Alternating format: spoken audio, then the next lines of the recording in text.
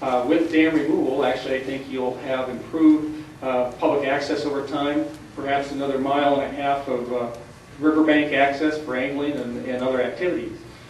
Dam removal will have impacts to the wetland area. The wetland area will diminish. I've been canoeing up there for the last 30 years.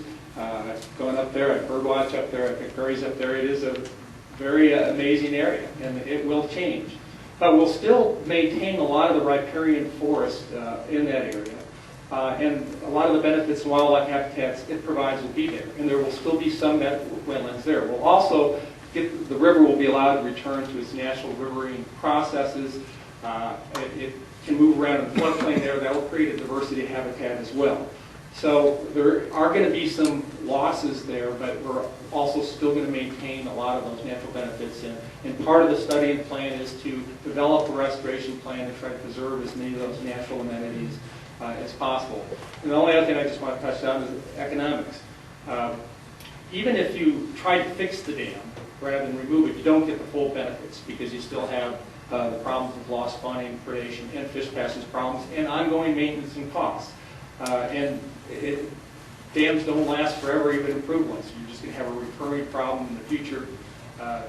Also, as shown by these slides, you know, the area behind the dam is starting to fill in. We don't have as many open wetlands as we did before. Over the short term, restoration work can provide a lot of jobs at the county. There's a lot of unemployment at the county now. This can be a very, very good project. And it can have long-term economic benefits, too, because it will improve angling opportunities and recreational opportunities on the river. I think it would be a really good thing, and I think we'd be really remiss if we don't take advantage of this opportunity where we have $5 million to address some of these concerns at the dam. That was money allocated to NOAA fisheries. They had $170 million of the stimulus package to go toward fish habitat improvement projects. So this is money that was allocated to that purpose. It can only be used for that purpose. If it's not used, it's lost, and the county's still in a bind, and they do have an incredible liability. You know, if you look at it today, no one would probably consider building a dam on the Rogue River to provide a wetland or a fish county station. Thank you. What about the infestation of squawfish coming up under the dam that's been blocked out? Okay, the gentleman in the back.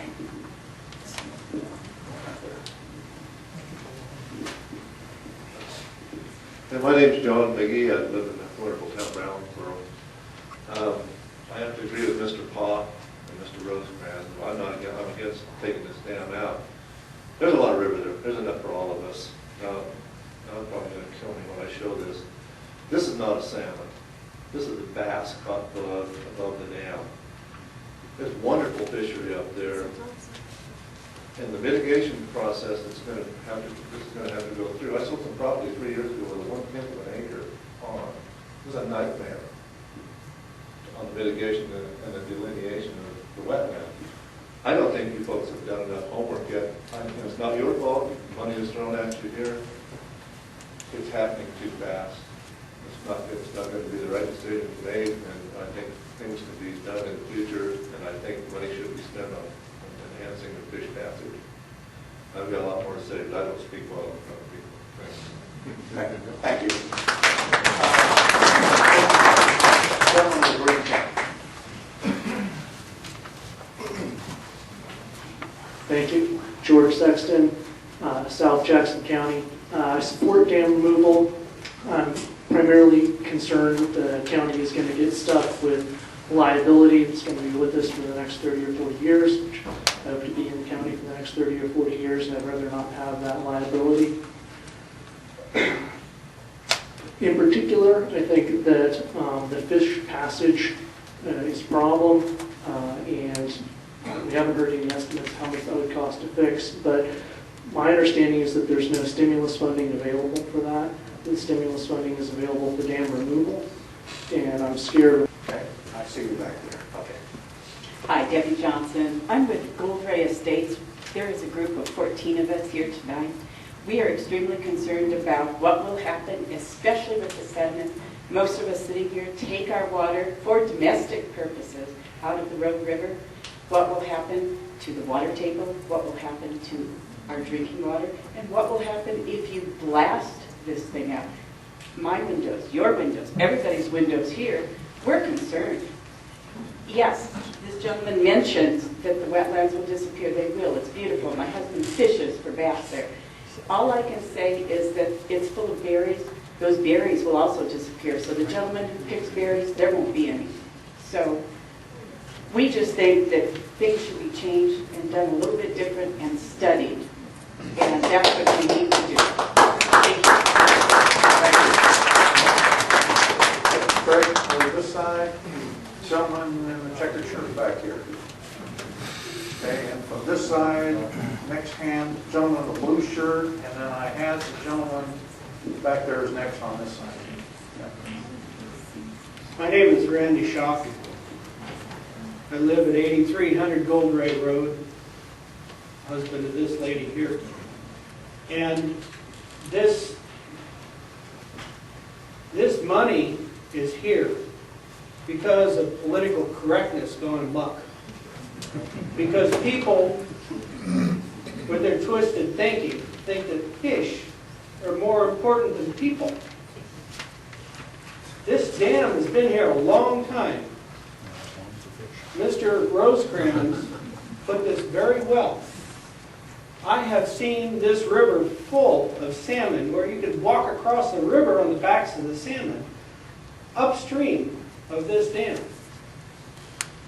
The dam is not stopping the salmon. If the salmon are declining, there are other reasons.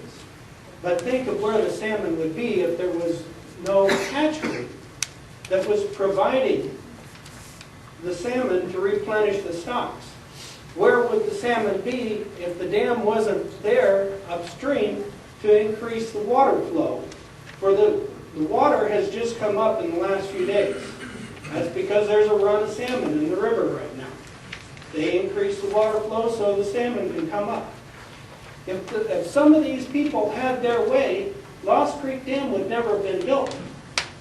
And these salmon wouldn't have the opportunity that they have now.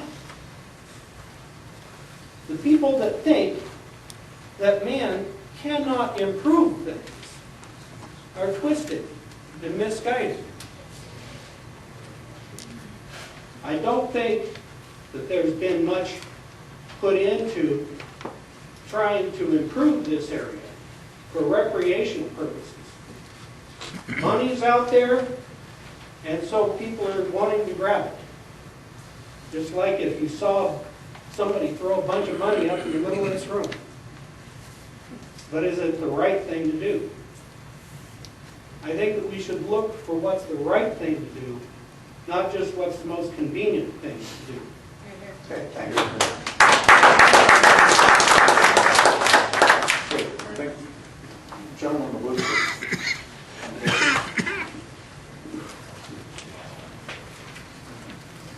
Thank you. My name is Russ Eichner, and I live on the water on Fisher's Ferry Road, about 3/8 of a mile, maybe a quarter mile downstream from the dam. I am opposed to removal on a number of different levels. I think the people here today have really brought up some fantastically interesting points, very valid points. So I'm just going to speak to what I had thought of early this morning in terms of impacts. First of all, I'd like to advise everybody here there is no such thing as free money. Exactly. The borrowed money that the government is going to provide for the free money, I think unless we've got some kind of exemption from income taxes, will be paid back. Hoorah. And I'm curious as to what the interest on $5 million might amount to. And if we want to talk about liabilities for the county, here they are. Yep.